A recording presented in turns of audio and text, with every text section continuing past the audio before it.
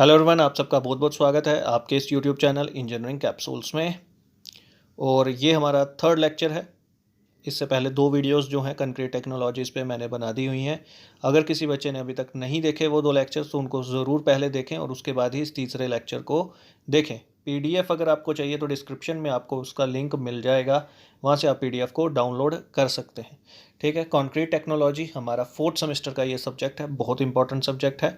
इसके बारे में मैंने पहले भी आपको बता दिया था कि इसकी नॉलेज होना एक सिविल इंजीनियर के लिए कितना कितना इम्पॉर्टेंट है।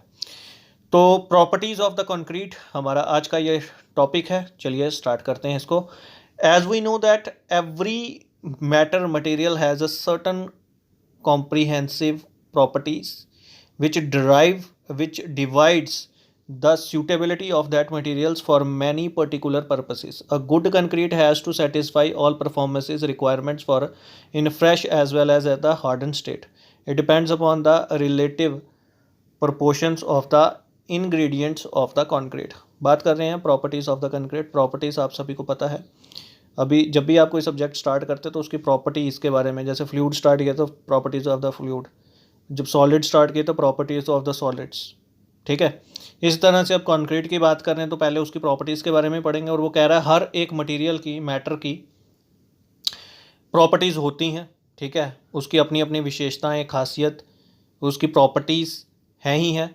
विच divides the suitability of the material for many particular purposes, जो बताता है कि वो कहाँ पे सूट करेगा, मटीरियल किस काम के लिए इस्तेमाल किया जा सकता है।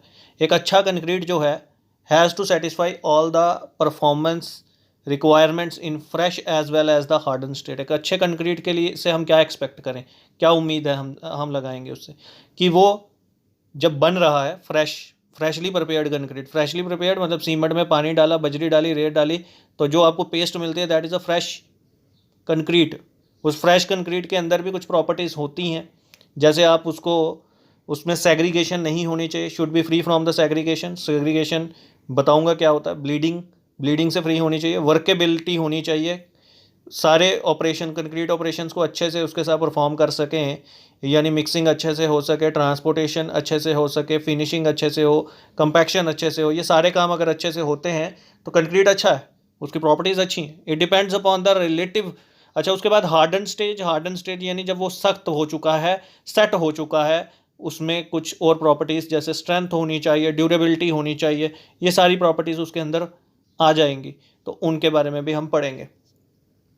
It depends upon the relative proportions of the ingredients of the concrete. ये रिलेटिव प्रपोर्शंस जो हैं इंग्रेडिएंट के, उसके ऊपर डिपेंड करता है। Two stages of concrete are as follow. दो स्टेजेस होती हैं कंक्रीट की। सबसे पहले एक तो प्लास्टिक स्टेज है और दूसरी हमारे पास हार्डन स्टेज है। प्लास्टिक स्टेज कौन सी होती है इसके बारे में भी देख लेते हैं। प्लास्टिक स्टेज में कौन कौन सी प्रॉपर्टीज़ होती हैं। देखिए, वर्केबिलिटी, अच्छी वर्केबिलिटी होनी चाहिए, मैंने पहले आपके साथ डिस्कशन की। अब वर्केबिलिटी के बारे में भी पढ़ेंगे इसमें। उसके बाद फ्री फ्रॉम द सेग्रीगेशन से फ्री होना चाहिए। फ्री फ्रॉम द ब्लीडिंग से फ्री होना चाहिए। ठीक है। एवरेटिंग फ्रॉम द हार्शनेस हार्शनेस भी इसमें नहीं होनी चाहिए। अब बात करते हैं हार्डन स्टेज में क्या क्या हो सकता है, क्या प्रॉपर्टीज़ हम एक्सपेक्ट करते हैं। मजबूती, स्ट्रेंथ उसमें होनी चाहिए। ड्यूरेबिलिटी, ठीक है, resistance from the weathering agencies. इम्परमेबिलिटी होनी चाहिए, पानी को अपने में से पास ना होने दे, और डायमेंशनल चेंजेस को अलो ना करे, ये भी होना चाहिए। ठीक है, तो ये हमारी वेरियस प्रॉपर्टीज़ हैं कंक्रीट की। इसकी डिटेल जो है ये आप जो है चैप्टर्स में जाकर पढ़ोगे। तो फिलहाल के तौर पे मैं आपको थोड़ा थोड़ा समझा देता हूँ। Workability is ease with which a concrete flow, कितनी आसानी से कंक्रीट फ्लो कर सकता है, या हम कह सकते हैं कितनी आसानी से आप कंक्रीट के साथ वेरियस ऑपरेशंस को परफॉर्म कर सकते हैं, कंक्रीट के ऑपरेशंस को परफॉर्म कर सकते हैं। वर्केबिलिटी पानी पे डिपेंड करती है, कितना आप, जितना ज़्यादा आप उसमें पानी ऐड कर रहे हो कुछ लिमिट तक, तो उसकी वर्केबिलिटी अच्छी होती जाती है, वो अच्छा वर्केबल है, क्योंकि उसकी कंसिस्टेंसी अच्छी है तो वर्केबिलिटी भी अच्छी होगी। वर्केबिलिटी अच्छी है, ठीक है। कई जगह पे हमको वर्केबल पेस्ट चाहिए होता है, वर्केबिलिटी को मेज़र किया जा सकता है, स्लम्प टेस्ट किया जाता है, उसकी मदद से हम वर्केबिलिटी मेज़र कर सकते हैं कंक्रीट की। ठीक है, तो अलग अलग जगह पे अलग अलग वर्केबिलिटी की रिक्वायरमेंट होती है, डिपेंड्स अपॉन द वाटर। ठीक है। सेकंड हम बात करते हैं free from the segregation. Segregation होता है जब बजरी जो है वो अलग हो जाती है, मतलब जो एग्रीगेट है वो अलग होने लग पड़ते हैं कंक्रीट से। क्यों अलग होने लग पड़ते हैं? अपनी ज़्यादा वेट की वजह से। अगर बहुत ज़्यादा पानी डाल दिया हुआ है तो कई बार बजरी जो है, वो जो पेस्ट है वो कंक्रीट को, वो जो कोर्स एग्रीगेट है उसको होल्ड नहीं कर पाता और बजरी अलग हो जाती है। Free from the bleeding, bleeding से फ्री होनी चाहिए। फ्री फ्रॉम ब्लीडिंग, ब्लीडिंग मतलब पानी का ऊपर आ जाना। कंक्रीट पानी को छोड़ देता है, पानी ऊपर आ जाता है, पानी जो है कंक्रीट पेस्ट कंक्रीट मास से अलग हो जाता है, ठीक है, तो उसको ब्लीडिंग कहा जाता है। ठीक, तो ये पर्टिकुलर इसकी प्रॉपर्टीज़ हैं।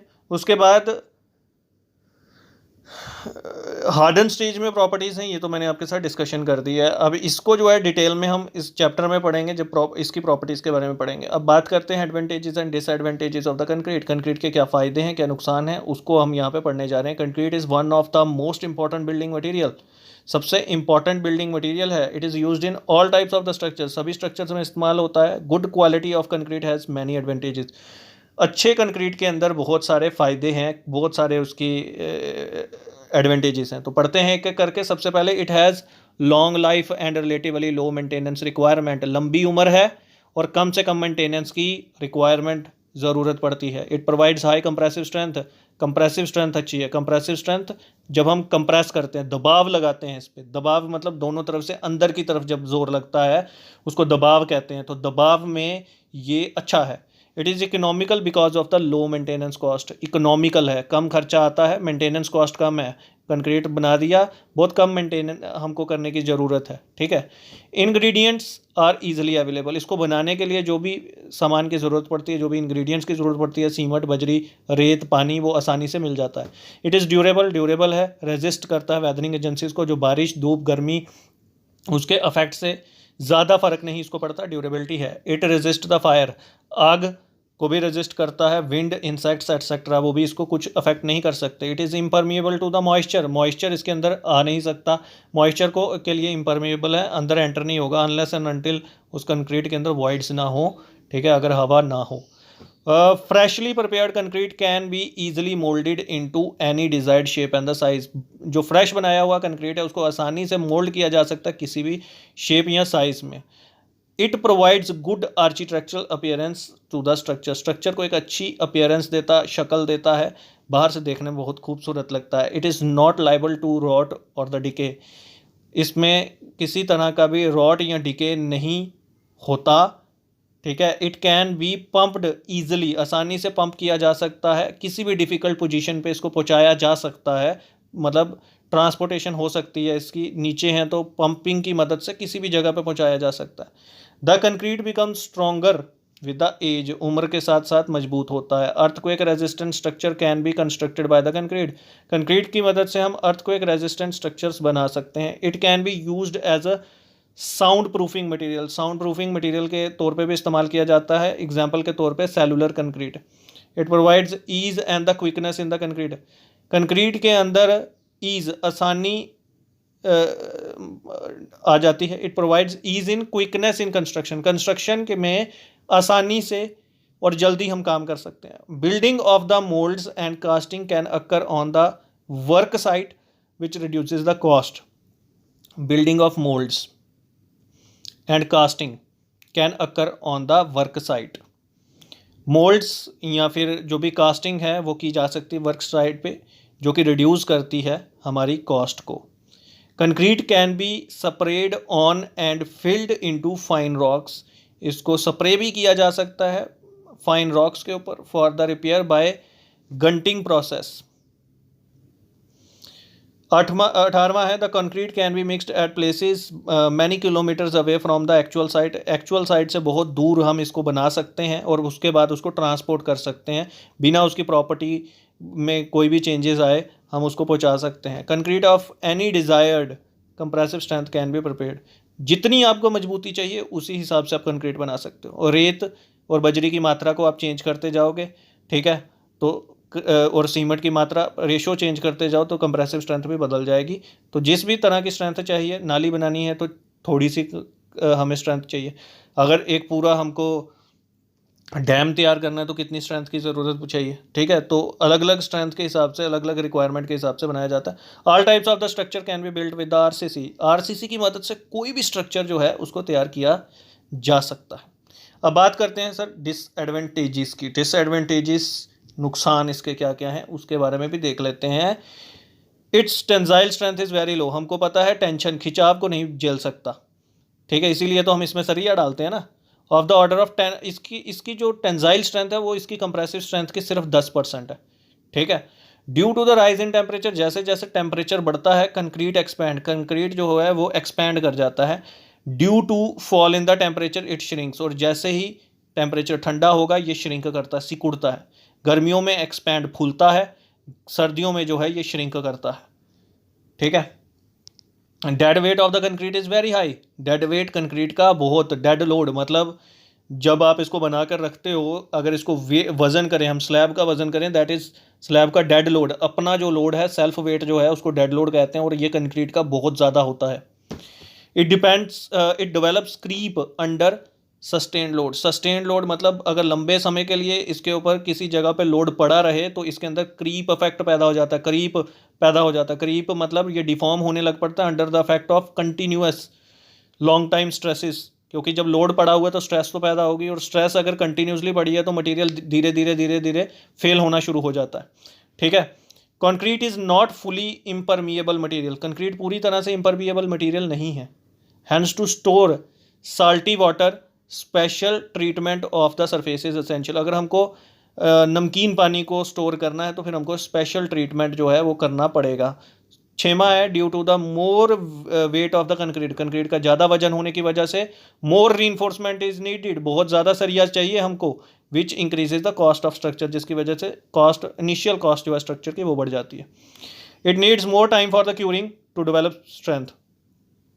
स्ट्रेंथ बढ़ाने के लिए हमको क्यूरिंग के ऊपर बहुत ज़्यादा टाइम लगाना पड़ेगा, ज़्यादा समय तक हम उसको पानी देते रहेंगे, तराई करेंगे उसकी। Concrete is liable to disintegrate by the alkali and sulphate attack. अगर उसके ऊपर एल्कली या सल्फेट अटैक होता है तो कंक्रीट जो है वो डिसइंटीग्रेट कर सकता है। नोमा है strict supervision is required at every stage. Her stage पे स्ट्रिक्ट सुपरविजन चाहिए।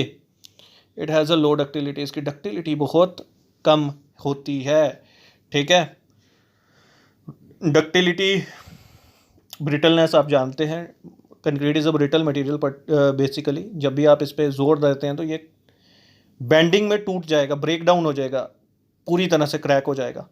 लेकिन डक्टाइल मटेरियल टूटते नहीं हैं, वो थिन वायर्स में कन्वर्ट होते हैं। तो बात करते हैं आगे कुछ टर्म्स, ग्लॉसरी कंक्रीट टर्म्स में। अब्राहम्स लॉ क्या है? डेफ अब्राहम्स लॉ, ये आप पढ़ोगे, ये बेसिकली वाटर सीमेंट रेशियो के ऊपर बेस्ड है। डेफ अब्राहम एक साइंटिस्ट था जिसने वाटर और सीमेंट रेशियो, वाटर और सीमेंट के बीच का रिलेशनशिप बताया था, वाटर सीमेंट रेशियो के बीच में, वो नेक्स्ट चैप्टर में हम पढ़ेंगे। एडमिक्सचर्स क्या होते हैं? ये एडिशनल मटेरियल होते हैं जो कंक्रीट के अंदर ऐड किए जाते हैं उसकी किसी तरह की प्रॉपर्टी को एनहेंस करने के लिए। जैसे जिप्सम भी एक तरह का मटेरियल है जो इस्तेमाल किया जाता है उसकी रेट ऑफ रिएक्शन को स्लो डाउन करने के लिए, क्योंकि वाटर और सीमेंट की जो रिएक्शन होती है ये बहुत फास्ट होती है और जल्दी सेट हो जाता है सीमेंट। तो सीमेंट को कम हम थोड़ा समय देते हैं, 30 मिनट का इनिशियल सेटिंग टाइम रखते हैं, ताकि हम सारे ऑपरेशंस जो हैं, कंक्रीट के ऑपरेशंस जो हैं, यानी उसको अच्छे से मिक्स करके, अच्छे से प्लेस करके, जो ट्रांसपोर्ट, प्लेसिंग, कंपैक्शन, ये करने के लिए टाइम तो चाहिए हमको, 30 मिनट तो एटलीस्ट चाहिए। तो उसके लिए हम जिप्सम डालते हैं ताकि जिप्सम कम से कम उसको 30 मिनट तक सेट ना होने दे। एग्रीगेट्स तो आपको पता है, aggregates as a filler material इस्तेमाल होते हैं। 75 to 80% कंक्रीट के अंदर जो होते हैं वो हमारे एग्रीगेट ही होते हैं, ठीक है। अमेरिकन कंक्रीट इंस्टीट्यूट, ACI, ये एक तरह का ऑर्गेनाइजेशन है, जो अमेरिका की एक ऑर्गेनाइजेशन है, international organization dedicated to providing knowledge and information, जो कंक्रीट के बारे में इंफॉर्मेशन देती है। ब्लास्ट क्या होता है? Course stone, gravel, clay etcetera over which concrete is placed, इसको हम ब्लास्ट कहते हैं। बार क्या होता है? ये सरिये को कहते हैं, जो सरिया होता है डिफॉर्म्ड स्टील मेंबर इसी को हम बार कहते हैं। बैचिंग मैंने आपको बता दिया, calculation of amount, weight and initial bleeding of the raw material prior to the forming operation, मतलब आपको प्रपोर्शनिंग करनी है, ठीक है, कितना मटेरियल कौन सा इस्तेमाल होगा, उसको कंक्रीट तैयार करने के लिए कितनी कढ़ाई सीमेंट चाहिए उसको अलग कर दिया, कितनी रेत चाहिए, कितनी बजरी चाहिए। ब्लीडिंग मैं बता चुका हूँ आपको, ठीक है। पानी का अलग हो जाना, जो फ्रेशली प्रिपेयर कंक्रीट है पानी का अलग हो जाना। कई बार आप देखते हो कंक्रीट, जो फ्रेशली प्रिपेयर्ड कंक्रीट है, पानी उसका ऊपर आ जाता है, तो दैट इज़ अ ब्लीडिंग, मतलब कंक्रीट में से पानी का अलग हो जाना, जो कि हम नहीं चाहते। ठीक है। बॉन्ड क्या होता है? बॉन्ड होता है जोड़, पकड़। द एडहेजन, एडहेजन यानी दो मटेरियल के बीच में जब एक जोड़ बनता है, पकड़ बनती है, that is called the adhesion of the cement paste to the aggregate और द रीबार। कास्टिंग, कास्टिंग हो गया किसी चीज़ को कास्ट करना। पोरिंग अ लिक्विड मटेरियल और a slurry like the concrete into a mould, mould में डाल देना, तो कास्ट, उसकी कास्टिंग हो रही है। सीमेंट स्लरी, स्लरी वही पेस्ट होती है जो थिन वाटर सीमेंट मिक्सचर, पानी और सीमेंट को मिक्स करेंगे तो एक थिन पतली सी वो बनेगी। ठीक है, इसी को हम स्लरी कहते हैं। सीमेंट तो आप सभी जानते हैं इज़ अ बाइंडिंग मटेरियल। ठीक है, कॉन्स्टिट्यूएंट है जो कंक्रीट में इस्तेमाल किया जाता है एज अ बाइंडिंग मटेरियल, और बहुत अलग अलग तरह की इसकी टाइप्स होती हैं।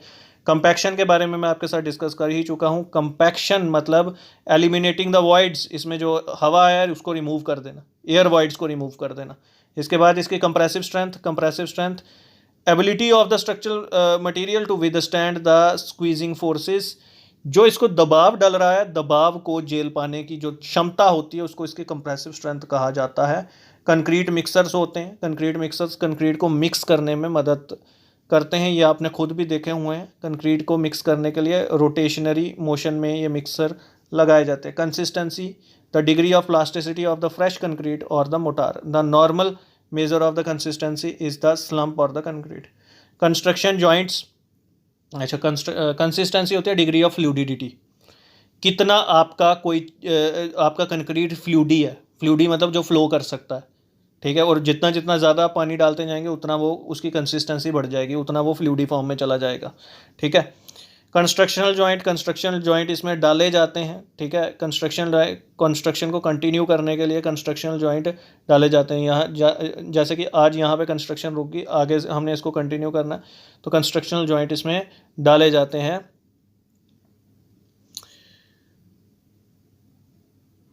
उसके बाद कह रहा है क्यूरिंग, क्यूरिंग होती है पानी के साथ इसकी तराई करना। एयरेटेड कंक्रीट, एयरेटेड कंक्रीट इसमें has a gas forming chemical, इसके केमिकल डाले जाते हैं जो गैस बनाती है इसके अंदर। ठीक है। उसके बाद डायमेंशनल चेंजेस, जब इसमें चेंजेस टेम्परेचर की वजह से ये फूलने लग पड़ता है या सिकुड़ता है, that is the dimensional changes. Dry concrete कौन सा होते हैं? जो सूखे हुए कंक्रीट होते हैं जिसकी वाटर सीमेंट रेशो जो है वो कम होती है। ड्यूरेबिलिटी मैंने आपको समझा चुका हूँ। रेजिस्टेंस, ठीक है, resistance to the various weathering agencies. Efflorescence, efflorescence होता है इसमें जो साल्ट होता है, नमक होता है, वो अगर ज़्यादा पानी हो तो पानी के साथ बाहर आ जाता है, ऊपर आपको सरफेस पे नज़र आने लग पड़ेगा। ठीक है, तो यही कुछ इंपॉर्टेंट टर्म्स थी इसकी। अब इतनी ज़्यादा टर्म्स तो हम कवर नहीं कर सकते, बहुत ज़्यादा टर्म्स इन्होंने लिखी हुई हैं। ठीक है, आप इसको एक एक करके पढ़ लेना खुद से, ज़्यादा डिफ़िकल्ट कुछ नहीं है। ठीक है, नेक्स्ट टॉपिक में हम कवर करेंगे ग्रेड्स ऑफ द कंक्रीट, और ग्रेड्स ऑफ द कंक्रीट जो है ये बहुत इंपॉर्टेंट टॉपिक है। आपको इसमें समझ आएगी what is M10, M20, M30, ठीक है, M80 तक के ग्रेड्स होते हैं हमारे, जो इसकी कंप्रेसिव स्ट्रेंथ के बारे में बताते हैं कि कंक्रीट की कंप्रेसिव स्ट्रेंथ कितनी है। तो नेक्स्ट वीडियो, जो 4th वीडियो है, ज़रूर देखिएगा, उसको बहुत इंपॉर्टेंट है।